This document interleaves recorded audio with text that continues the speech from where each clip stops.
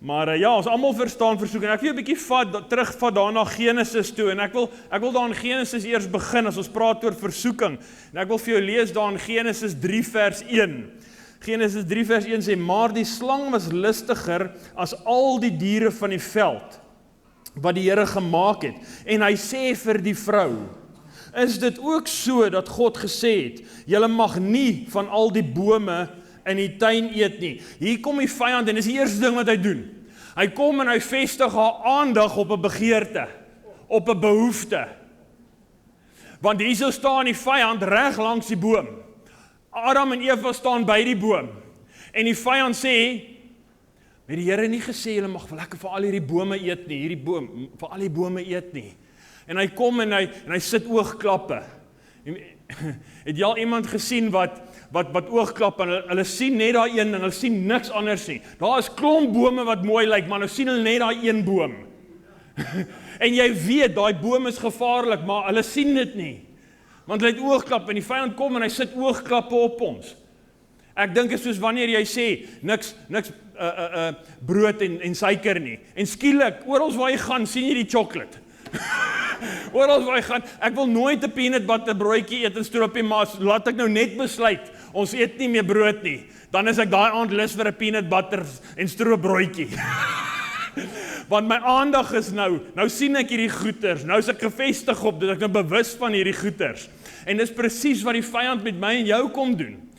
Hy wil ons aandag bring op dit, wat eintlik 'n begeerte in ons is. Genesis 3 vers 2, en die vrou antwoord die slang. Nou dis vir my baie interessant hierso, laat sy met 'n slang praat. En nie skrik en weghardloop nie. Ek dink hulle was gewoond aan die vyand daar. Want hierso antwoord sy hom normaal terug. Dis asof hulle baie keer hierdie gesprek gehad het. Asof hy baie keer in die verlede hulle probeer verlei het. Maar hulle het weerstand gebied en hierso kom die vrou en sy tree weer toe tot die gesprek en die vrou antwoord en sê, van die vrugte van die boom in die tuin mag ons eet, maar van die vrug van die boom wat in die middel van die tuin is, het God gesê, mag julle daarvan nie eet nie en dit nie aanroer nie, anders sal julle sterwe. Wat doen sy? Sy reageer op die behoefte. Baie kom die vyand en hy kom sit ons aandag op iets. En dan wat ek en jy doen, ons reageer op dit. Nou ek wil vir jou sê, hoe jy reageer teenoor die behoefte, gaan afhang van die oorwinning wat jy het teenoor daai behoefte, of daai begeerte. Want jy kan reageer vanuit oorwinning, of jy kan reageer vanuit selfbeheersing. Nou, oorwinning is, as jy die vlaggie geplant het, die battle is gewen, dis nie meer, die vyand is oorwin, dis nie meer iets in jou lewe nie. Dis soos wanneer, ek weet nie, kan 'n mens chocolate oorwin, ek weet nie, maar kom ons sê, jy chocolate oorwin, en nou pak iemand klomp chocolates, jy sê, nee, ek hou nie van chocolate, sorry, ek eet nie chocolate nie, dan het jy chocolates oorwin. Maar selfbeheersing is wanneer jy nog moet fight. Ek gaan hierdie 5-stap plan hê. Jy weet, en ek gaan my kop reg kry hierdie keer. Jy weet, en ek gaan nou vroeg opstaan, en ons gaan nou die ding doen. Jy weet, maandag doen ons dit. Jy het hierdie selfbeheersing. Dis soos 'n deur met 'n spring. Jy hou die deur, jy hou hom vas, jy fight daai deur, maar draai weet jy hom los, en kom, spring hy oop. Dan het jy nog nie oorwin nie. Jy sien mense, dit hang af, hoe jy daai begeerte benader, hang af van, het jy dit oorwin? Of veg jy hom uit selfbeheersing uit? Ek wil vir jou sê, Jesus het vir ons 'n voorbeeld gegee, van oorwinning. Hoe lyk oorwinning? Ek wil vir jou lees, Matteus 4 vers 2, en nadat hy 40 dae en 40 nagte gevas het hy naderhand honger geword, begeerte. En die versoeker het na hom gekom en gesê, as u die seun van God is, sê dat hierdie klippe brode word. Maar hy antwoord sê, daar staan geskrywe, Jesus het nie in die begeerte ingestap nie, hy het die begeerte na die woord toegevat. Sien, hy het dit nie engage nie, hy het nie die gesprek gevoer nie, hy het onmiddellik die begeerte na die woord toegevat. En dis die verskil, dis wat ek en jy moet doen. En ek wil vir jou sê, as jy nie in volkome oorwinning is rondom 'n begeerte nie, gaan jy dit beredeneer in jou gedagtes. Ag Here, dis dan net, ag man, dis een stukkie biltong man. Gaan nie 'n verskil maak nie man. Ou koeksustertjie. Ag, wat gaan dit nou wees? Dis een. Jy gaan hierdie ding beredeneer in jou kop. Ag, wie gaan my sien? Ag, wie gaan weet? Wat gaan dit nou eintlik doen? Jy gaan dit begin beredeneer. Genesis 3 vers 4. Toe sê die slang vir die vrou, julle sal gewis nie sterwe nie. Hy bring twyfel. En sodra jy die ding begin beredeneer en jy begin twyfel, wat maak jy? Jy begin kompromieë inbring. Kan jy sien hoe hierdie ding eskaleer? Maar hierdie is nog die beginstadium. Die moeilikheid kom nou. Want nou is daar 'n versoeking, nou is daar iets wat die vyand vir jou sê. Hy sê nou, dan sê hy vir jou hierso, in Genesis 3 vers 5, maar God weet, dat as julle daarvan eet, julle eeue sal oopgaan, sodat julle soos God sal wees, en goed en kwaad sal ken. Nou nooi hulle uit om 'n stap te neem. Nou kom die versoeking. Nou ek wil vir jou ietsie sê van versoeking. Nee, versoeking is nie sonde nie. Versoeking is 'n keuse. Versoeking is 'n bewys dat sonde 'n realiteit is. Versoeking is sonde se begeerte na jou. Jy sien, so hier kom die vyand en hy begin met versoeking. Jesus is ook versoek, maar Jesus is nie gesondig nie. Kyk daar in Lukas 14 vers 13 sê dit, en toe die duiwel elke versoeking geëindig het, het hy 'n tyd lank van Jesus gewyk. Tot 'n beter geleentheid. Die Engels sê, until a more opportune time. Jy sien, so Jesus was ook versoek. Net so word ek en jy versoek. Maar Jesus het nie gesondig nie. Wat moet ek en jy daarmee doen? Want versoeking is nog 'n keuse. Jy kan nog kies wat jy moet doen. Die gedagte kom op. Maar jy kan kies nou wat jy met daai gedagte wil doen. Ek wil vir jou sê, so wat maak ek en jy? Dit hang af waar jy jou oë hou. Hou jy jou oë op die begeerte, op die situasie, of draai jy jou oë na Jesus toe? Want ek wil sê, by Jesus is daar vergifnis van sonde, maar daar's ook genesing van sonde. Dit help nie ek wil heeltyd vergifnis soek nie.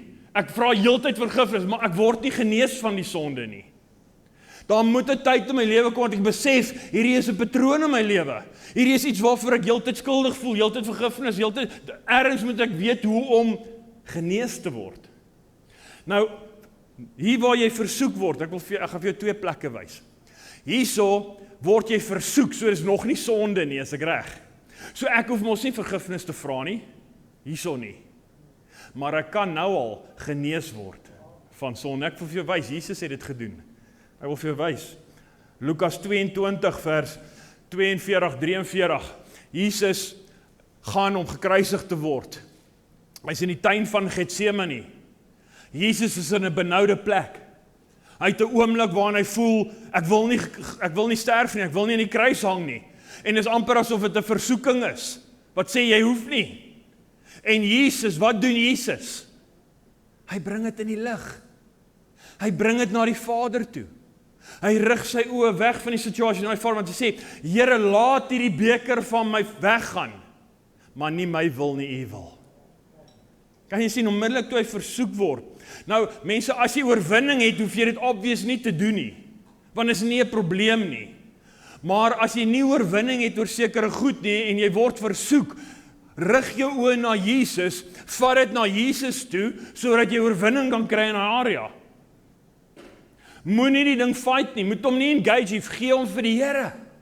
Gaan na die Here toe, sê, Here, hierdie kom oor my pad, Here, ek het hierdie drang in my om dit te doen. Vader, dankie dat U vir my die kruis staf, dankie dat U my nou krag gee, dankie dat U nou die vermoë gee, om my oë op U te hou, om standvastig te wees. En nie die stap te neem nie. Ek bring dit in die lig, ek gee dit vir Jesus. Dan ontvang jy genesing van dit. En daarna het Jesus in die oorwinning ingestap. Die kruis was nie meer 'n issue nie. Ja, dit was seker nog 'n moeilike ding om deur te gaan, maar hy het deur dit gegaan met 'n hart van oorwinning. Want wat sê die volgende versie?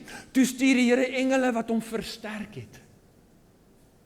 Die Here gee jou die krag om aan te gaan, deur wat jy moet aangaan.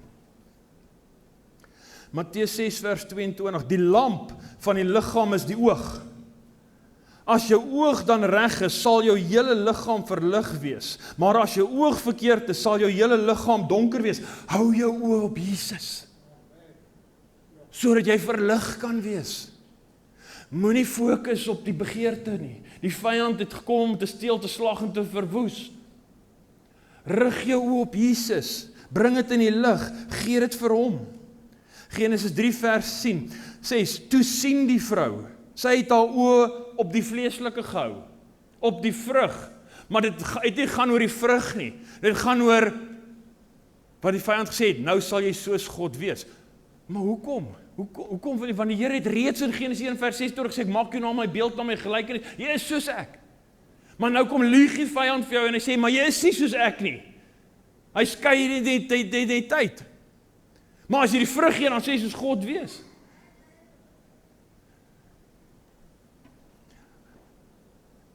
En toe sien die vrou dat die boom goed was om van te eet en dat hy 'n lus vir die oë is. Ja, 'n boom wat 'n mens kan begeer om verstand te verkry. En sy neem van sy vrug en eet en gee dit aan haar man en hy het geëet. Toe gaan albei sy oë oop. Is dit nie so nie? Voor die tyd, dan sien jy anders as na die tyd. Is dit nie so nie? Na sonde, dan sien jy dinge 'n bietjie anders. Want nou kom die vyand, en het so het hy jou verlei, en gesê, eet dit, en nou na die tyd, dan sê hy, dit is jou skuld. En jy voel nou skuldig, en jy besef nou, dat nou gaan my oop, nou besef ek, yes, dit was nie so great nie, dit was nie, yes, ek wil hierdie oorwin. Maar dis omdat ek kom nie eers plek na Jesus toe gevat het nie. Ek het dit engage. Toe gaan altyd sy oë oop en hulle word gewaar dat hulle naak is en hulle het vyeblare aan mekaar gewerk en vir hulle skort gemaak. Hulle word bewus dat hulle sonde. En nou probeer hulle die werke doen om dit weg te steek. Jy kan dit nie wegsteek nie. Jy moet dit oorwin. Net Jesus kan. Deur 'n offer aan die kruis. Hy het bees geslag en vir hulle klere gemaak. Dis 'n teken van wat Jesus kom doen het. Dit kan jou cover. Jesus se oorwinning. Nie in jou eie vermoëns nie. Moenie jou oë hou op die situasie nie. Gaan na Jesus toe. Laat hy jou beklee met sy oorwinning. Met wat hy vir jou gedoen het. Dis waar jou oorwinning. Anders gaan jy altyd naak voel. Vals gecover. Dit werk nie. En hulle het die stem van die Here gehoor terwyl hy wandel in die tuin in die aandwyntjie. En die mens en sy vrou het hulle verberg vir die aangesig van die Here God tussen die bome van die tuin. Dis dit nie wat ons doen nie. As ons hierdie ding self probeer manage. Dit verwyder jou van God. Jy beweeg net verder weg. Jy wil jouself verberg want jy voel skuldig. Jy kan nie die Here face nie. Jy voel skuldig en dan beweeg jy al verder weg totdat jy die Here nie meer sien nie. Dalk is dit teken ek moet leer klavier speel. maar jy sien wat sonde doen, dit veroorsaak 'n skuldgevoel. Skuldgevoel maak dat ek onwaardig voel voor die aangesig van die Here. En dit maak dat ek verwyder word van die Here, want ek wil nie so voel nie. En nou raak ek verwyder van die Here. Hoe gaan ons hierdie ding bietjie huis toe bring? Hoe kan ons hierdie goed bietjie huis toe bring na ons toe vandag? Want ek en jy is vandag in dieselfde situasie. Sonde is nog steeds 'n realiteit. Die vyand loop nog steeds rond soos 'n brullende leeu. Hierdie goed is 'n realiteit.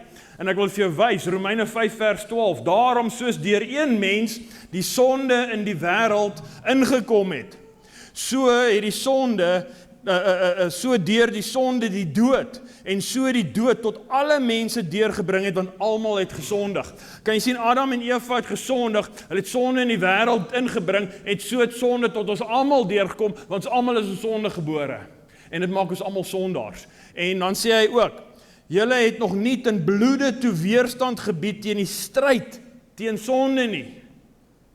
Ek wil vir jou sê, as jy nie in oorwinning is rondom sondes nie, is jy in 'n stryd teen sonde. As jy in oorwinning is, hoef jy net staande te bly. Efesiërs 6 vers 10. Staan teen die planne van die vyand. Dis nie meer 'n battle nie, want ek het die vlag geplant, ek's in oorwinning. Maar as ek hierdie goed veg deur selfbeheersing, dan is ek in 'n stryd betrokke. En ek is nog nie in oorwinning nie. Ek en jy moet in oorwinning kom rondom sekere goed in ons lewens. Sodat ons nie meer in 'n stryd hoef te wees nie, maar sodat ek en jy staande kan bly teen die planne van die vyand. Want dit is nie meer 'n issue in my lewe nie. Maak hierdie goed sin? Kom ons kyk na Jakobus 1 vers 2 tot 15, want daar's 'n sekere patroon, daar's 'n sekere stappe wat hierdie ding volg, want as jy weet soos die padda in die melk, wat skop en na tyd raak het of botter, en wat sê aan die warm water, jy sit hom so bietjie warmer, dan kom hy nie agter nie, tot hy doodkook. Maar as jy skielik die water aansit, gaan hy spring. En jy sien, dis hoekom goed partykeer stadig gebeur met ons. En dan as jy jouself vind, dan sê jy, hoe het ek hier gekom? Wat maak ek hierso? Jakobus 1 vers 12 tot 15. Salig is die man wat versoeking verdra, want as hy die toets deurstaan het, sal hy die kroon van die lewe ontvang wat die Here beloof het aan die wat hom liefhet. Laat niemand as hy in versoeking kom sê, ek word deur God versoek nie, want God kan deur die kwaad nie versoek word nie, maar self versoek hy niemand nie.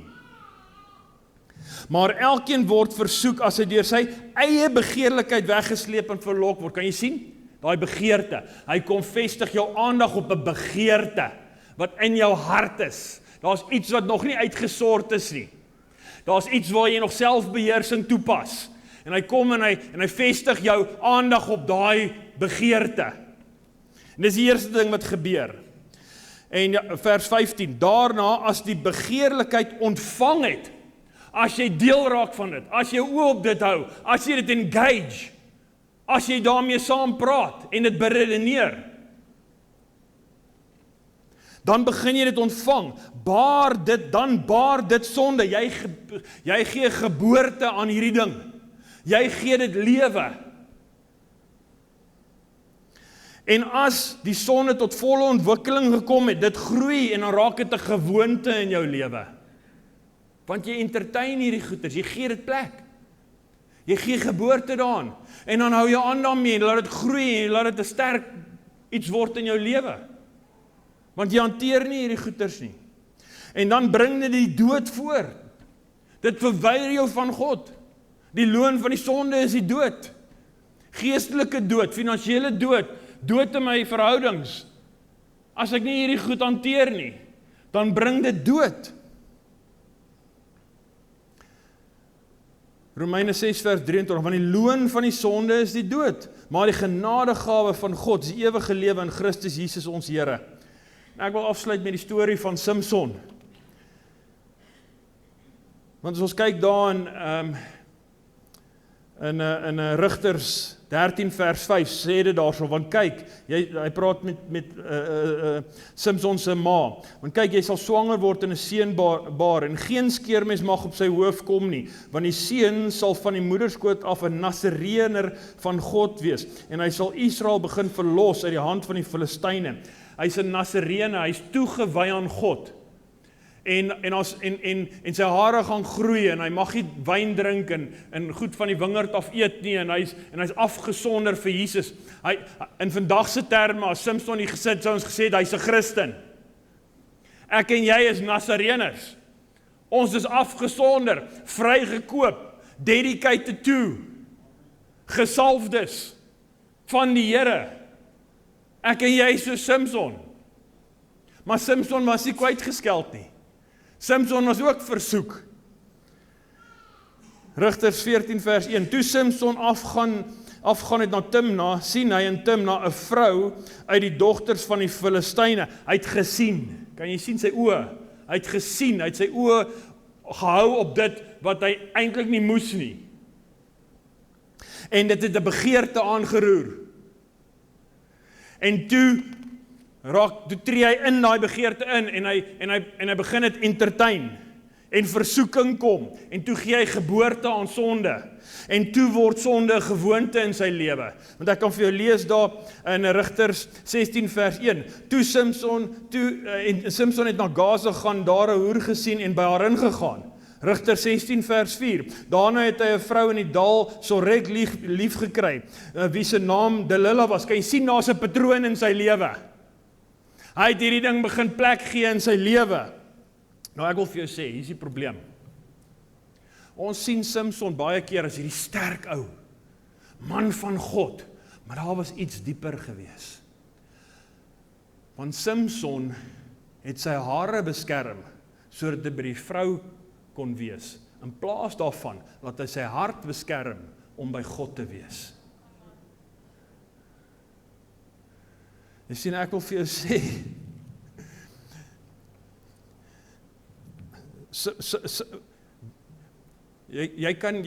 kom ek lees jou, wanneer jou hart nie beskerm word nie, kan jy selfs die sterkste persoon val. Mense, ons hoor hierdie stories, daai ou het dit gedoen, die ou het dit gedoen, daai ou van Amerika, wat so groot kerk lei, het dit gedoen, en ons hoor mense goeders doen, en goed gebeur, en goed gebeur. Moenie afhanklik raak van jou krag nie. Moenie staat maak op jou krag en jou vermoëns. Nee, ek kan nie val nie. Nee, niks sal met my gebeur nie. Dis hoogmoed. Jy moet totaal afhanklik wees van Jesus. Jy moet na Jesus toe gaan. Jy moet jou oë op die Here hou. Goeders gebeur. Moenie jou moet dit nie entertain nie. Gaan na die Here toe. Krag word nie altyd skielik verloor nie, maar geleidelik, want ons begin kompromie aangaan. Het was vir Samson om na Gaza toe gaan, was omtrent 60 km as ek reg is. 60 km, 60,000 tree. Hy het 60,000 opportunities gehad om te stop.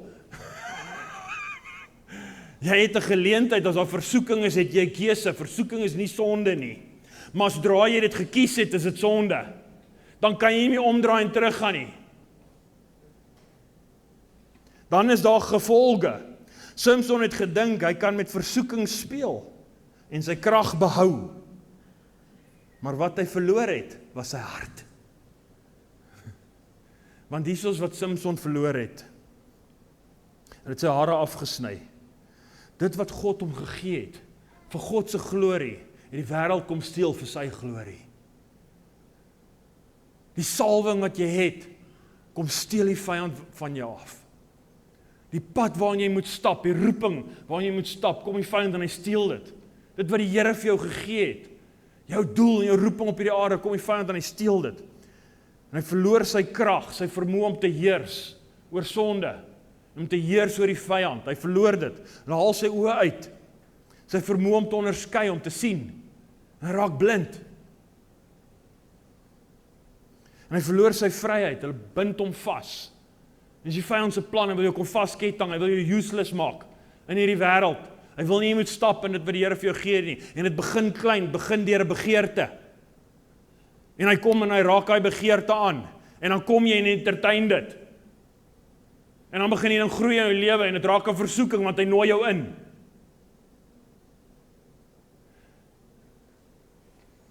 En dan gee jy geboorte aan dit. En dit word sonde, en dit raak 'n gewoonte in jou lewe. En later is maar net wie ek is. Is maar net hoe ek gebore is maar net, kan niks doen, is maar hoe ek is. Dis 'n leuen van die vyand. Die vyand wil jou kom vashou. Maar ek wil vir jou sê, Terwyl hy daar aan kettinge is, gebeur iets. Terwyl hy daar aan kettinge is, gebeur daar iets. Sy hare het weer begin groei. Hy het homself weer verneder. Daar waar hy tussen die pilare staan. Rigter 16 vers 28. Toe roep Simson die Here aan en sê, Here, Here, dink tog aan my. Versterk my tog net hierdie keer. O God, dat ek my oor een van my 2 oë oor die Filistyne kan wreek. En Simson soek die Here. Hy soek die Here. En in sy laagtepunt kom die Here en hy doen iets groots in Simson se lewe. Dis nie hoe jy val nie, mense. Dis hoe jy opstaan. Staan net op en kom terug na die lig toe. Moenie bly lê nie. Dit maak nie saak waar jy vandaan kom, wat jy doen, wie jy is nie. Staan net op en kom terug. Jesus het genade in sy hande. Jesus het liefde in sy hart vir jou. Jesus is 'n plek van restaurasie. Jesus het selfs vir Judas 'n tweede kans gegee. Deur vir hom die geldkis te gee. En openlik, as hy sy hand in die geldkis sit, was daar stem wat sê, Judas moenie, ek gee jou 'n tweede kans, kies reg. Die Here is 'n God van tweede kanse, kom net terug na hom toe, staan net weer op, kom net terug na hom toe. Moet ek daai invat? Okay. Kom net terug na hom toe. Jakobus 5 vers 15. En die gebed van die geloof sal die kranke red, en die Here sal hom oprig, selfs as hy gesonde gedoen het, sal dit hom vergewe word. Vers 16. Bely mekaar julle misdade en bid vir mekaar, sodat julle gesond kan word. Die vurige gebed van die regverdige het groot krag. Mense, as ek in versoeking is, hoef ons nie vergifnis te vra, is nog nie gesondig nie. Maar ons kan ons oë op Jesus rig en sê, Here Jesus, ek word versoek, gee my die krag, Here. Ek bring dit in die lig, sodat ek genesing kan ontvang. Maar as ek sonde gedoen het, dan moet ek vergifnis vra. Dan gaan ek na Jesus toe, Vader, vergewe my, Here. Ek bring dit in die lig. En dan sê hy, bely mekaar julle sondes, sodat julle gesond kan word. Jy sien mense, nou is daar 'n ander dimensie. Nou moet ek my sonde na iemand toe gaan en sê, Connie, ek sukkel met hierdie ding in my lewe. Connie, bid vir my. En dan doen ek dit. Want mense, dit bring jou genesing. Is dit vir my lekker om na iemand toe te gaan? Hier na die 3de keer wat ek na Connie toe gaan, dan gaan ek besluit, miskien moet ek liewer eerder nie sondig nie. Want ek like nie die nie.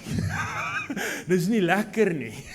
Ek wil nie elke keer dit aan iemand sê nie. Ek wil nie elke keer daai pad stap nie. So miskien moet ek eerder kies om dit aan die Here te bely, voor dit sonde word.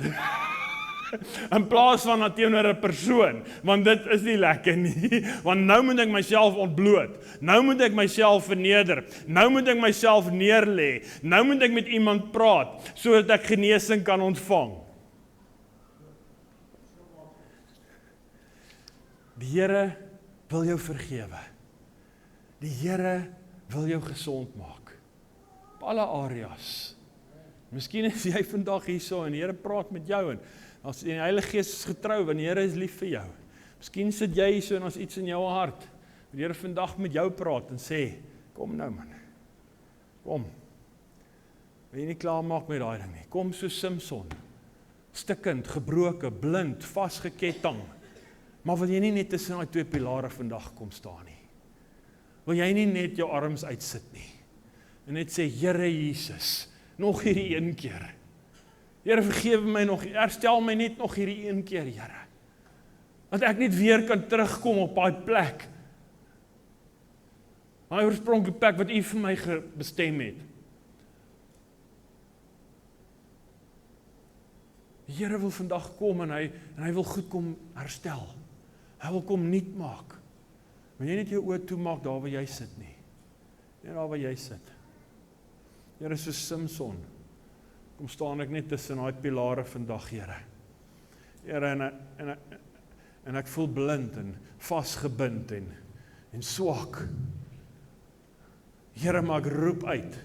Ek roep uit na U Jesus. Jesus, Wil U nie kom en herstel nie. Vader, wil U nie net die liefde oor my kom uitstort vanoggend nie. Here, ek kom en ek sê, ek is jammer, Here. Ek is jammer, Here, kom opereer, doen daai operasie. Here, kom maak my hart oop. Wil U net kom en herstel nie, Vader. Vergewe my, Here, vergewe my, Jesus, en ek kies vandag. Ek kies U, Here. Ek kies U, Jesus. Here, ek bring dit in die lig, en daar waar jy sit, miskien net daar so met die Vader. Vader ken jou hart, Vader weet, net vir daai situasie, net vir die Vader gee, Here, gee hierdie, noem dit, sê Here, kom gee dit wat al so lank in jou is, Here, kom gee dit net vir U vandag, ek bring dit net in die lig. Dankie, Here, dankie dat U my vergewe, Vader, dankie dat U vir my lief is, dankie dat U my waarde verander nie, dit verander nie hoe my sien nie, verander nie wie ek is nie, maar dit vat my na 'n beter plek toe, 'n plek in U teenwoordigheid, 'n plek waar ek net meer en meer kan in die beeld, die gelykenis van die Vader kan stap.